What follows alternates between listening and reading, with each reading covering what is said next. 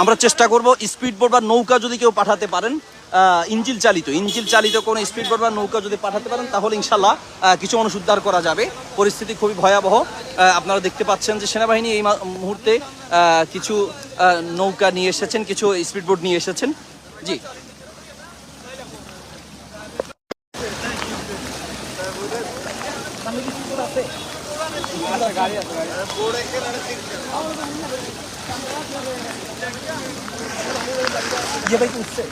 না, উনি উঠতে পারে নাই।